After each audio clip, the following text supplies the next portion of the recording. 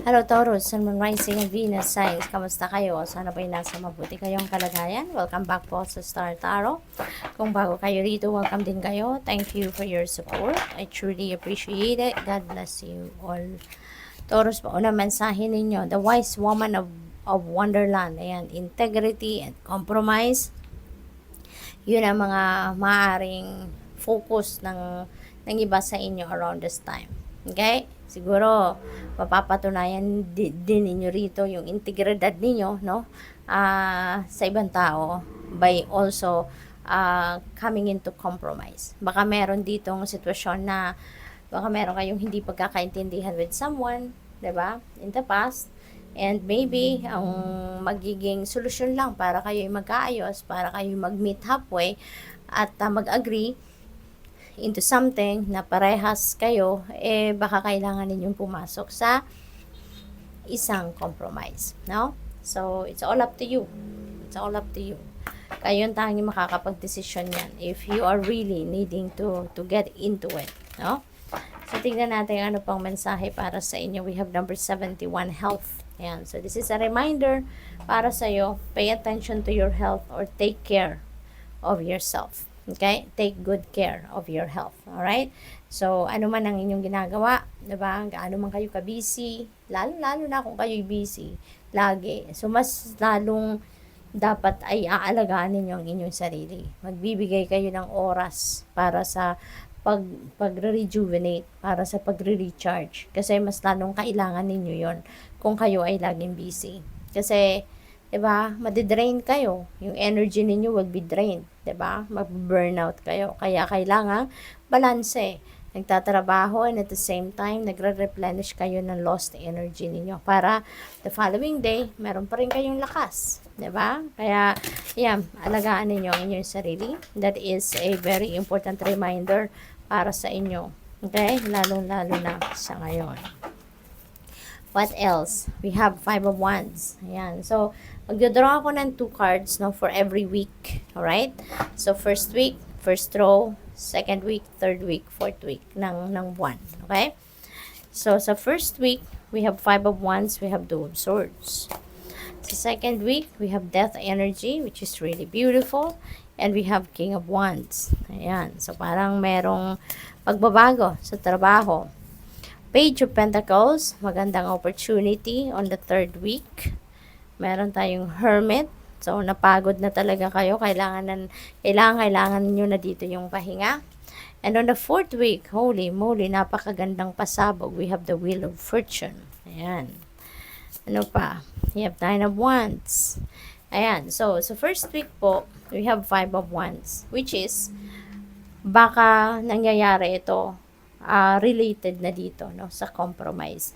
Kasi pwedeng meron kayong kadiskusyon dito, meron kayong hindi pagkakaintindihan with another person dito, no? So, pwedeng work situation nito, pwede rin na pamilya, depende sa inyong sitwasyon. But maybe, meron ditong rivalry, may debate, kailangan ninyo depensahan ang opinion ninyo or depensahan ng yung stand ninyo on a subject na pinagdidiskusyonan ninyo rito, no? Kaya siguro kailangan ninyo na mag-compromise para na magkaayos kayo. Kasi sayang naman, no? Baka close kayo, magkaibigan kayo, 'di ba? Baka magkasama kayo sa isang department sa trabaho or kung magkapamilya kayo, 'di ba? So sayang ng inyong relationship with each other, 'di ba? Kaya maybe you are going to siguro yung last resort ninyo is to compromise para magkaayos kayo. So which is good, 'di ba? So whatever it takes para ma-solve ang problema o yung hindi pagkakaintindihan at ma-save ang relationship. With the 2 of Swords, maybe this is an important decision na kailangan ninyong gawin. At maaaring, no, yung kailangan ninyong pagdesisyonan dito, are you going or am I going to enter into compromise or not? 'Di ba? Magmamatigas ba ako? Papanindigan ko ba? Kung ano yung gusto ko, ipagpipilitan ko pa rin ba kung ano ang gusto ko? Diba? So, maaaring yun ang inyong kailangan pagdesisyonan dito. Yun ang kailangan ninyong pag-isipan. No? And, it's all up to you. No? Pakinggan ninyo yung bulong ng inyong intuition kasi it will guide you to the right decision. Okay? Na hindi ninyo pagsisisihan. On the second week, napakaganda. We have death energy. Tapos we have King of Wands. King of Wands is a leadership energy. So, pwede ang iba sa inyo dito. Baka magkakaroon kayo ng opportunity para maging isang leader, di ba? Maging boss, manager, supervisor, ganon. Maaring yan ang isa sa area of life na babaguhin or na magbabago sa buhay ninyo. Kasi si death energy is a transformation energy. It's pagbabago. No? So, pwedeng position sa trabaho ang magbabago. Diba? Kasi pwedeng maging manager na kayo. Pwedeng maging boss na kayo. Diba? So, pwedeng ganon. Pwede rin na yung pagbabagong ito could be in various areas of life. Pwedeng merong pagbabago sa relationship dynamics ninyo, sa pamilya, sa mga kaibigan, sa person ninyo. Pwedeng merong magbabago ng career path, pwedeng magbabago ng pagkakakitaan, place of residence. So, it could be anything, no, na pagbabagong ito. So, isa na nga sa pwedeng magbago is yung posisyon ninyo sa trabaho. So, pwedeng mapopromote kayo into a leadership role with the King of Wands. Or pwedeng merong magbabago ng career path dito. From being an employee, maaaring mag-resign na kayo at magnegosyo na kayo full-time. So, pwedeng ganon, no? Mag-change kayo ng career path. On the third week, we have Page of Pentacles at saka Hermit. So, si Hermit, this is about solitude. This is about inner work. This is about reflection, introspection, pahinga. Maaaring yun ang kailangan ninyo. Kailangan nyo lang na magpahinga. Pwedeng ganon. Or pwedeng meron kayong mga bagay na naguguluhan. Meron kayong mga bagay na gusto ninyong mahanap yung clear direction. Kaya kayo iniimbitahan na mag-solitude kayo, magmuni-muni kayo, mag-introspection, reflection kayo.